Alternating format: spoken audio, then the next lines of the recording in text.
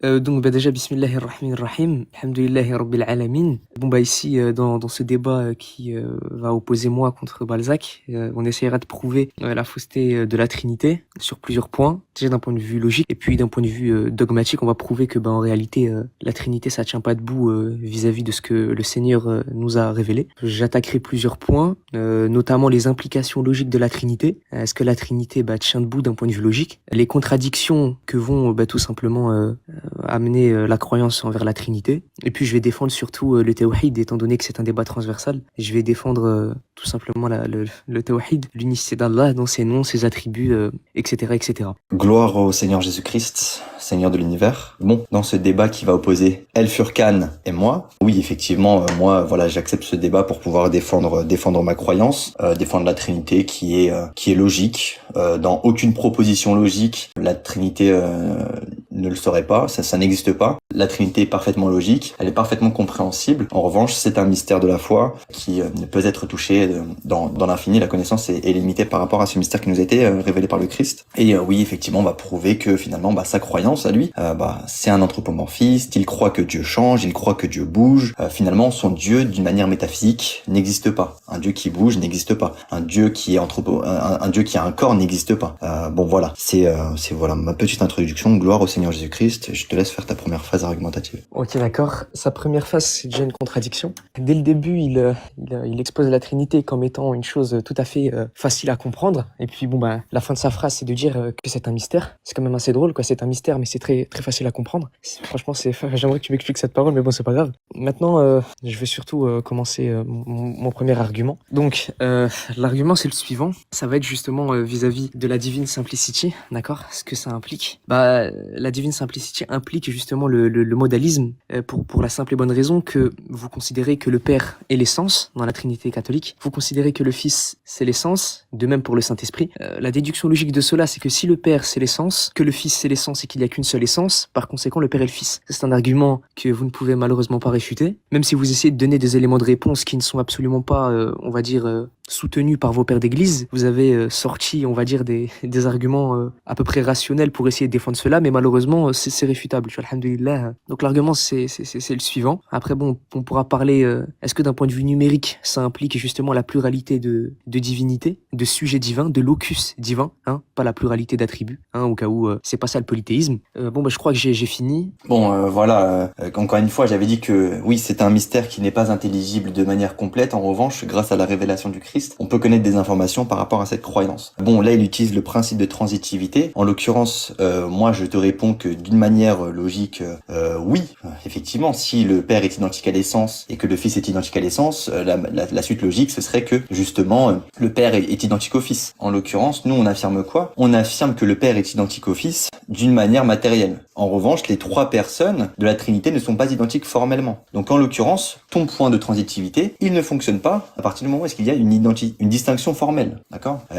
Les personnes de la Trinité ne sont pas identiques formellement. En revanche, elles sont d'une manière matérielle. Après, si toi, justement, tu n'arrives pas à comprendre mes propos, tu peux me dire que oui, effectivement, ça implique le modalisme. Non. Le fait que le Père soit identique au Fils d'une manière matérielle, ça n'implique pas le fait que le Père soit identique au Fils d'une manière formelle. Donc, je te laisse, si tu veux, me définir ce qu'est, si tu veux, une identité matérielle et une identité formelle, parce que je pense pas que tu puisses comprendre les termes que j'emploie. En l'occurrence, la distinction, c'est un manque d'identité. On dit d'une chose qu'elle est distincte lorsqu'elle n'est pas la même chose qu'une autre. Donc, on distingue la relation réelle et la distinction raisonnée. On y viendra un petit peu après, il y a aucun problème. En l'occurrence, moi, j'aimerais savoir par rapport à ton Dieu, qu'est-ce qui va distinguer finalement tous les attributs doublons? Qu'est-ce qui va distinguer finalement les deux mains, les deux yeux, les deux pieds, toutes ces choses-là? Voilà, j'aimerais savoir qu'est-ce qui les distingue. Alléluia. En réalité, tu viens d'affirmer que d'un point de vue logique, affirmer en réalité affirmer la Divine Simplicity implique du modalisme, tu l'as affirmé, mais tu t'es caché derrière les relations d'opposition qui vont tout simplement distinguer le Père du Fils. Le problème, c'est que même si tu affirmes en réalité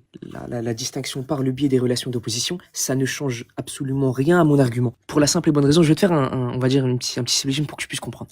Alors, si on va dire que P c'est Père, ok? On va dire que F c'est le Fils et on va dire que S c'est le Saint-Esprit et E c'est l'essence. Si P égale E, que F égale E, automatiquement P égale E. Pourquoi? Pour la simple et bonne bonne raison que, en réalité, ici, j'aurais affirmé que mon argument ne tient pas s'il y aurait une pluralité d'essence. Soit la pluralité d'essence existe et donc vous êtes, en fait, selon ta propre définition, des polythéistes, parce que selon toi, la pluralité d'essence est du polythéisme. Selon nous, non. Selon vous, oui. Donc ici, ça implique du polythéisme. Si par contre, selon toi, il n'y a qu'une seule essence, ça pose encore souci. Je ne vois pas pourquoi tu te caches derrière les relations d'opposition, ça ne change absolument rien. Puisque l'argument tient toujours, puisque vous êtes toujours adepte de la divine simplicity, ici, ça ne change absolument rien à l'argument que je t'ai donné. Maintenant, tu m'as demandé qu'est-ce qui distingue les attributs doublons. Qu'est-ce qui va distinguer les attributs doublons? Ça va être des caractéristiques distinctives. Par exemple, qu'est-ce qui va distinguer Balzac de moi? Ça va être une caractéristique distinctive, notamment, par exemple, ça peut être, je ne sais pas moi, la position dans l'espace, ou bien, par exemple, le physique. Si toi, par exemple, tu es, je ne sais pas moi, bleu, et moi que je suis vert, en réalité, ici, ce qui va nous distinguer, nous deux, ça va être,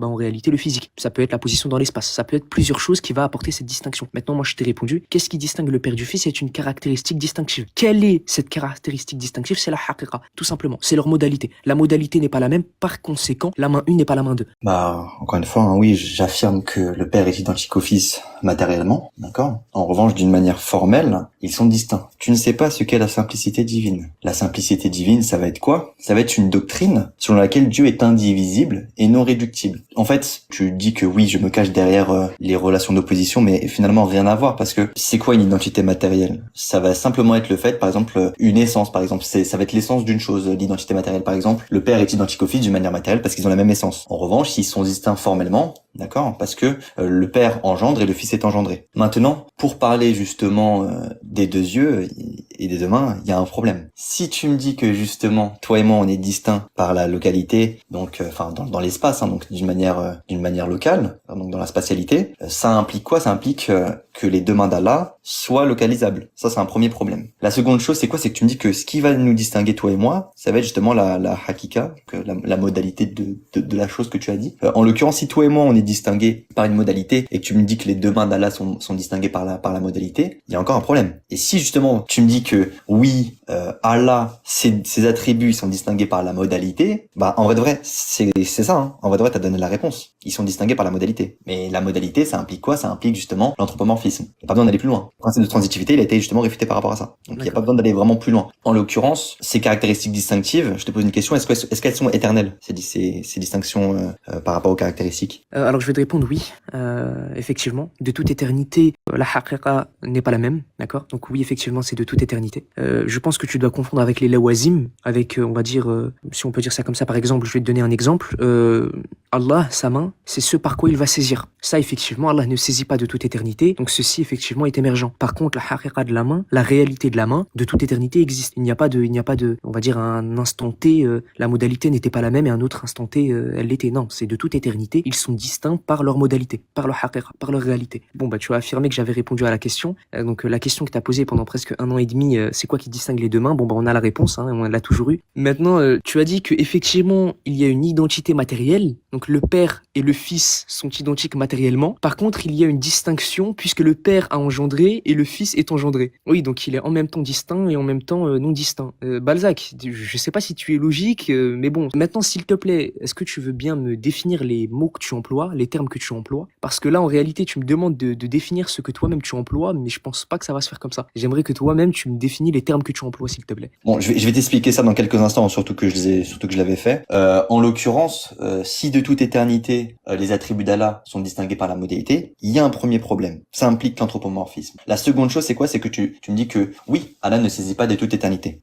Donc cette action, elle est contingente. Et donc tu ne donnes pas de caractéristiques par rapport à une distinction entre les deux yeux, entre les deux pieds, entre les deux mains, etc., etc. Maintenant, par rapport à l'identité matérielle, ça va être quoi? Par exemple, l'identité matérielle du père et du fils, ça va être justement l'essence. D'accord? L'essence est une, voilà, c'est une essence, c'est ce qui va caractériser la nature finalement. Le père est identique matériellement au fils parce qu'ils ont la même essence. En revanche, la distinction formelle, ça va être quoi? Ça va être justement que le fait que le père engendre, d'accord, et que le fils est engendré. C'est une distinction formelle. Le père a la paternité, le fils a la filiation. En l'occurrence, je désignerai par la suite d'une manière bien plus élaborée la distinction entre les personnes divines de la Trinité. Mais là, je pense que à partir du moment où est-ce que je te dis que il y a une identité formelle et une identité matérielle, donc le Père est identique au Fils d'une identité matérielle. Par contre, en revanche, ils sont distingués par une identité formelle, par des relations formelles. En l'occurrence, à ce moment-là, il n'y a pas besoin d'aller plus loin. Ton principe de transitivité, il ne fonctionne pas. Le principe de transitivité, il est préservé justement par ces distinctions-là. Je l'ai répété, hein, la distinction est un manque d'identité, car une chose est dite distincte lorsqu'elle n'a pas la même chose qu'une autre. Donc on distingue la distinction réelle et la distinction raisonnée par rapport aux deux yeux d'Allah répond, et par rapport à tous les attributs doublons. D'accord, donc si j'ai bien compris, Balzac, ils sont identiques, en même temps ne sont pas identiques sous le même rapport. C'est bien, Balzac, tu viens de nous décrire en réalité une contradiction. Maintenant, tu as dit quoi? Tu as dit que si justement les deux mains sont distinctes de toute éternité par leur haqiqa, ça implique justement de l'anthropomorphisme. Donc si je comprends bien, dire que l'attribut de la main possède un comment, c'est de l'anthropomorphisme. Ok, mais par contre, il faudra le démontrer. Et ça, bonne chance. Sincèrement, bonne chance pour pouvoir, démontrer l'anthropomorphisme des salafis ou l'anthropomorphisme des gens qui attribuent une main non pas comme la nôtre, à notre Dieu. Franchement, j'aimerais bien que tu fasses cela. Maintenant, je t'ai déjà répondu. Je t'ai dit que ce qui va distinguer les deux mains d'Allah, ça va être justement leur haqiqa, leur modalité, leur réalité. Maintenant, oui, effectivement, les lawazim, effectivement, on va dire, ce sont des choses qui sont émergentes. Effectivement, Allah ne saisit pas de toute éternité. Mais ce n'est pas ça qui va distinguer la main 1 de la main 2, Balzac. Étant donné que Allah va saisir par sa main. Donc, en réalité, ici, je n'ai jamais dit cela. Je t'ai juste donné un exemple, d'accord? Je n'ai jamais dit que Allah que les deux mains d'Allah vont se distinguer justement par ses implications. Je n'ai jamais dit cela. Je te dis que la main d'Allah, la main numéro 1, va se distinguer de la main numéro 2 par leur haqiqa, par leur réalité. D'accord? Et la même façon pour les deux yeux, la même façon pour tous les attributs doublons. Et maintenant, j'aimerais que tu me prouves l'anthropomorphisme des salafis juste parce que nous affirmons un comment à l'attribut. C'est vraiment catastrophique. Et ça, tu ne peux pas le démontrer. Ok, donc quand tu me dis qu'ils sont identiques mais pas identiques sous le même rapport, là c'est une contradiction. C'est toi qui as énoncé ce point. Hein. Là, ça c'est une contradiction de dire ils sont identiques mais pas identiques sous le même rapport. Ça c'est une contradiction. Ça c'est ce que t'as dit. En revanche, si je dis ils sont identiques mais pas sous le même rapport, là ce n'est pas une contradiction. Si je dis j'existe et à la fois je n'existe pas sous le même rapport, c'est pas une contradiction. En revanche, si je dis j'existe et je n'existe pas sous le même rapport, sous le même rapport, là c'est une contradiction. En l'occurrence, je te le répète, l'identité matérielle, c'est ce qui se réfère à l'essence. Le Père et le Fils ont la même identité matérielle. Le Père et le Fils sont identiques à l'essence, l'identité matérielle. En revanche, ils sont distincts par des relations formelles. Ces relations formelles, ça va justement être le fait que le Père engendre et que le Fils est engendré. Ça, c'est justement l'identité matérielle, l'identité formelle, pardon. En l'occurrence, pour réfuter ton point, si le Père est Dieu donc par identité d'essence ou matérielle, le Fils est Dieu par identité d'essence ou matérielle, le Père n'est pas le Fils par opposition de relation et non d'essence, et le Père n'est pas le Fils et le Saint-Esprit n'est pas le Fils, etc., etc.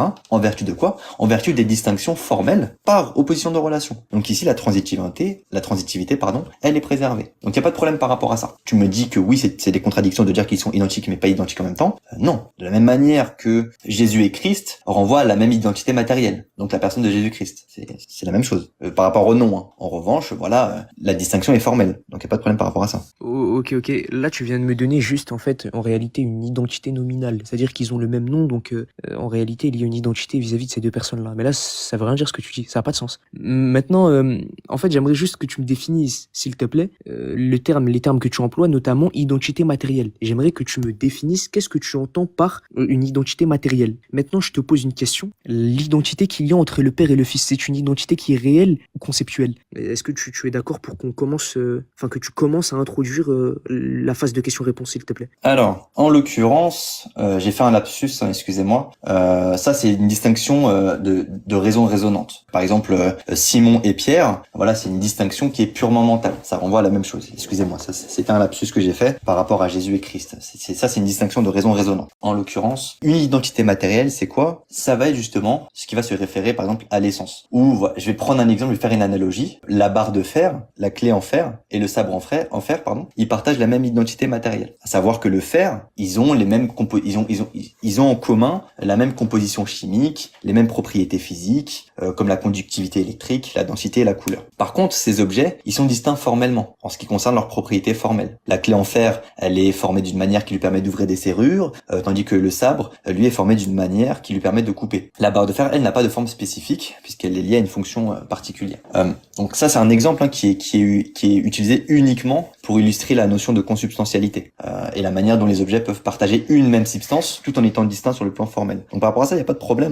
Voilà. En l'occurrence, le Père et le Fils ont la même identité matérielle, c'est-à-dire l'essence. En revanche, ils sont distincts formellement par des relations d'opposition. Est-ce que tu peux me définir ce que c'est une identité matérielle, s'il te plaît, Balzac? Je viens de te la définir justement. C'est faux. Tu m'as défini une identité matérielle par une autre chose que tu dois toi-même encore définir. Alors non, l'identité matérielle, par exemple celle du Père et du Fils, ça va être l'essence. C'est-à-dire que le Père et le Fils ont la même identité matérielle, ce qui est l'essence. D'accord, cette distinction, elle est réelle ou pas? Oui. Maintenant, regarde. Le Père et le Fils... Excuse-moi, cette identité, excuse-moi, pas cette distinction. Cette identité, elle est réelle. Tu peux arrêter de me couper? Et oui. Une phase de question-réponse, arrête de faire l'imbécile. D'accord, mais je t'ai dit dans les modalités que dans une phase de question-réponse, c'est 1 minute, 1 minute. Tu poses ta question, je te réponds, tu ne me coupes pas la parole, et puis ensuite je te pose une question, tu peux répondre. Maintenant, regarde. Je t'ai défini ce que c'était une identité matérielle, je t'ai défini ce que c'était une identité formelle. Maintenant, tu m'as toujours pas donné la modalité, toi, de qu'est-ce qui va distinguer les attributs doublons. Qu'est-ce qui va distinguer les 2 yeux, qu'est-ce qui va distinguer les 2 mains, qu'est-ce qui va distinguer les 2 pieds. Tu m'as dit la modalité. Donne-moi cette modalité-là. Je crois que franchement, tu as du mal à comprendre mes propos. Tu m'as demandé qu'est-ce qui va distinguer les attributs doublons, notamment les 2 mains. Qu'est-ce qui va distinguer les 2 mains? Je t'ai répondu. Ce qui va distinguer les 2 mains, c'est la haqiqa, c'est la réalité de l'attribut. C'est-à-dire que la réalité de la main numéro 1 n'est pas la réalité de la main numéro 2. C'est ça qui apporte la distinction. Maintenant, je t'ai donné clairement devant tout le monde quelle est la distinction. Je te l'ai dit. Qu'est-ce qui distingue la main 1 de la main 2? C'est leur réalité.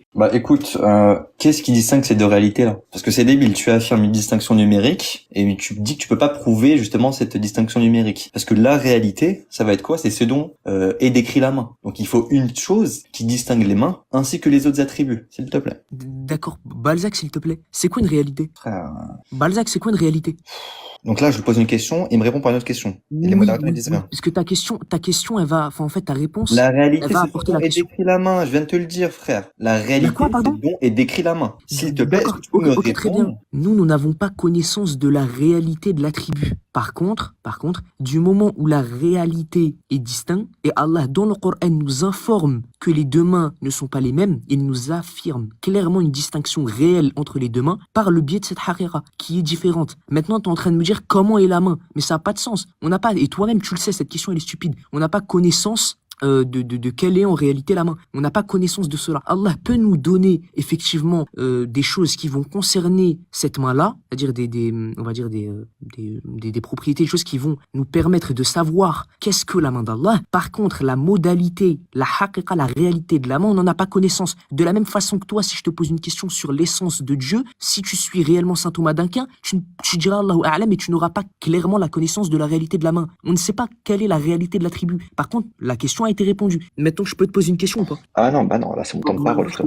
C'est mon temps de parole. Pour appuyer mes propos, donc la réalité, c'est ce dont est décrit la main. C'est le mode d'existence d'une chose, une réalité. Donc, il faut une chose qui distingue la main des autres attributs. Et tu m'as dit quoi? Tu m'as dit c'est la réalité. Et tu me dis, je sais pas c'est quoi la réalité. Donc du coup, tu peux pas distinguer. Donc du coup, tu peux pas distinguer les 2 mains. Tu peux pas distinguer les 2 yeux. Tu peux pas distinguer les 2 pieds. Au final, tu peux rien distinguer, mais tu me demandes de distinguer les personnes de la Trinité. Bon, ça, tu vois, ça, je te le fais. Il y a aucun problème. Tu vois, je te fais court. Identité matérielle, identité formelle. Le principe de transitivité est préservé. Par contre, toi, c'est la hakika. Moi, je sais pas, j'ai pas la réponse. À la warlem. La réalité, c'est ce qui va distinguer les 2 mains, mais moi, je peux pas distinguer les 2 réalités. Je peux pas dire ce que c'est la réalité. Je peux pas dire ce que c'est la modalité. Donc, dans ce cas-là, tu peux pas distinguer les 2 mains. Tu peux pas me distinguer les 2 yeux. Tu peux pas me distinguer les choses. Donc, tu crois en un Dieu, tu crois en des distinctions numériques, mais tu peux pas me les prouver. Bon, je pense que le débat est fini là, non? Tu m'as demandé quelle est la caractéristique distinctive qui va distinguer la main 1 de la main 2. Je te l'ai donné, je t'ai dit la caractéristique distinctive, ça va être leur réalité. Et cette distinction, c'est une distinction réelle, de toute éternité. Je t'ai répondu clairement. Maintenant, le problème, c'est quoi? C'est que tu ne m'as pas défini la réalité. Tu ne m'as pas défini ce que c'est la réalité d'une chose. Tu m'as donné, on va dire, c'est comme si tu m'as donné une définition intuitive. Tu m'as dit, en fait, tu m'as pas donné une définition. Tu m'as dit, en gros, on en a connaissance intuitivement. C'est en gros ce que ça renvoie. Mais tu ne m'as pas donné réellement la distinction de ce que c'est une réalité. Maintenant, tu vois, j'ai vu que tu as dit dans les commentaires que c'est justement le mode d'existence. D'accord, très bien. Je te pose une question. S'il te plaît, démute-toi. La question, c'est la suivante. L'hypostase du Père, Balzac, est-ce qu'elle a la même réalité que l'hypostase du Fils? Ok, je te réponds. Tu me dis que ce qui va distinguer les 2 yeux, les 2 mains, les 2 pieds, voilà, ça va être les modes d'existence des mains. Je t'en prie. donne-moi les deux modes d'existence des mains, s'il te plaît. Distingue-moi ces deux modes d'existence. Et pour te répondre, oui, le Père et le Fils ont la même réalité, car ils sont les principes individuants de l'être. Dieu est nécessairement trinitaire. Donc oui, ils ont la même réalité. Ça n'aurait aucun sens de dire que le Père et le Fils n'ont pas la même réalité. Par contre, le Père et le Fils, cette réalité, elle va s'identifier à l'être selon leur mode d'origine, enfin selon leur rang d'origine, pardon. C'est-à-dire que dans un premier temps, le Père engendre, le Fils est engendré, le Saint-Esprit est spiré. D'accord ? Ça va justement être des rangs d'origine dans la Trinité, ce qui n'implique pas une temporalité, hein, c'est juste le rang d'origine, donc il n'y a pas de problème par rapport à ça. Je pense que vous pouvez conclure. Fourcade, tu veux conclure en premier? Balzac, la conclusion, regarde, Balzac, la conclusion, elle va être incroyable. Et là, ça y est. Attends, vous mettez une minute pour la conclusion. On a Et de combien quelle de temps conclusion tu parles là? Je conclue le débat. Le débat, il est fini. Ah, Est-ce donc que du je coup peux- tu arrêtes? Oui, j'arrête. Je peux avoir 3 minutes de conclusion? Attends, mais... Oui, le débat, il est fini. Ça y est, c'est fini. Ah, donc du coup tu pars? Oui, je pars. Je peux avoir ma conclusion ou pas? Ok, vas-y. Regardez, Wallah al-Azim, c'est grave. Ce mec-là, il a essayé de faire un pseudo-argument contre justement les attributs doublons en prouvant le modalisme de l'attribut pour la simple et bonne raison, c'est-à-dire en gros le fait que en réalité il n'y a pas d'attribut doublon, il n'y a pas de distinction entre la main 1 et la main 2, puisqu'on n'a pas connaissance en réalité de la caractéristique distinctive qui est la modalité, la haqiqa de la chose, enfin la réalité de la chose. Et tu dis qu'en réalité, puisqu'on n'a pas connaissance de ce que c'est la réalité, la réalité c'est la même et donc en gros la conclusion c'est que la main c'est la même chose. En gros il n'y a pas de distinction. Balzac, tu viens de nous dire que la réalité du fils, c'est la même réalité que le père. D'accord, ok, mais donc du coup, le père, c'est le fils, puisque la réalité, c'est la même. Donc le même argument que tu m'as donné pour prouver, on va dire, le fait qu'il n'y a pas de distinction entre la main 1 et la main 2, en gros, c'est exactement l'argument que je retourne contre toi pour te prouver que le père, c'est le fils. La réalité, c'est la même. Il y a pas de... Les réalités, elles sont pas distinctes. Donc ici, tu es en train de dire que le mode d'existence du père, c'est la même mode d'existence que le fils. Il n'y a pas de distinction. Voilà que c'est grave, Balzac. L'argument que tu donnes vis-à-vis de moi, ça se retourne contre toi. Puisque même toi, en plus, d'ailleurs, Balzac, pompon sur le chou-fleur, même toi, tu n'as pas connaissance de la réalité de Dieu. C'est-à-dire l'essence de Dieu, tu n'as pas connaissance de la réalité de cette chose-là. Bref, regarde, voilà, c'est catastrophique. Franchement, Balzac, il faut vraiment que tu arrêtes les débats. Je sais pas, fais une cure spirituelle, va caresser des poneys, je sais pas, va donner à manger à des yinches. Là, c'est vraiment grave. Franchement, c'est vraiment grave. C'est vraiment catastrophique. Bref, en tout cas, alhamdoulilah, je t'ai donné la réponse vis-à-vis de ton argument sur l'attribut doublon. Je t'ai donné la caractéristique distinctive, je t'ai dit que c'était la haqiqa. Maintenant, ça sert à rien de faire des régressements à l'infini et de toujours dire c'est quoi ça. La réponse, elle a été donnée, alhamdoulilah. On a vu que ta trinité, elle tient pas debout et que c'est du modalisme. Et j'attends toujours que tu me définisses ce que je t'ai demandé de définir, parce que en réalité, tu me définis pas des choses, tu me donnes des synonymes. C'est vraiment grave. Bref, vas-y, je te laisse conclure. Bon, les gens dans les commentaires, vous avez bien vu, hein, pas besoin d'aller plus loin. Et oui, le pourquoi, hein, tu sais, il n'y a pas de problème. Même Socrate disait tout le temps pourquoi. Il n'y a aucun problème à dire pourquoi. Ça, c'est un. De deux, donc pour la conclusion, il y a aucun problème. Tu sais, tu peux partir, tu peux fuir, il y a pas de souci. La conclusion, c'est quoi? C'est qu'il ne peut pas distinguer les attributs doublons de manière éternelle. Et cette distinction, d'accord, elle dépend de la création pour être distincte.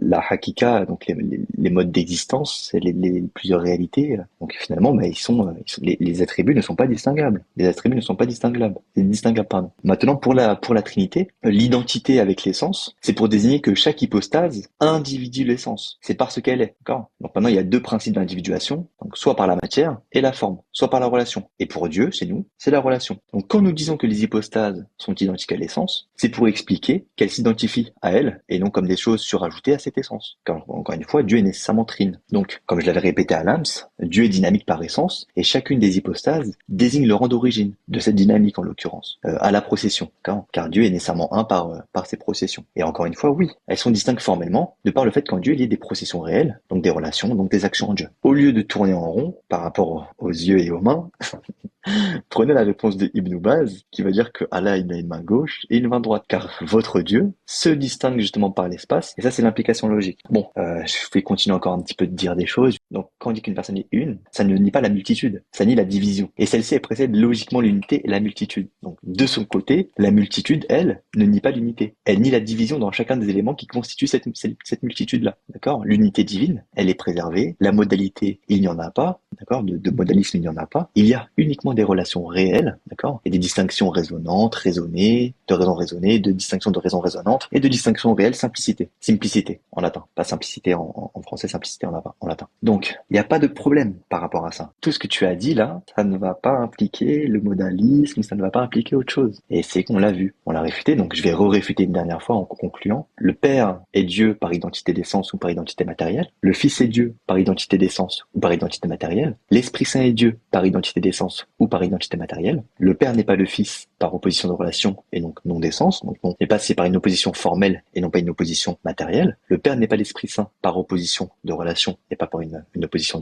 d'essence. Le Père, le Fils et le Saint-Esprit ne sont donc pas identiques formellement, d'accord, mais ils sont identiques matériellement. Donc il n'y a pas de problème avec tout ça. La transitivité est préservée, la distinction aussi, il n'y a aucun problème. Enfin bref, gloire au Seigneur Jésus-Christ.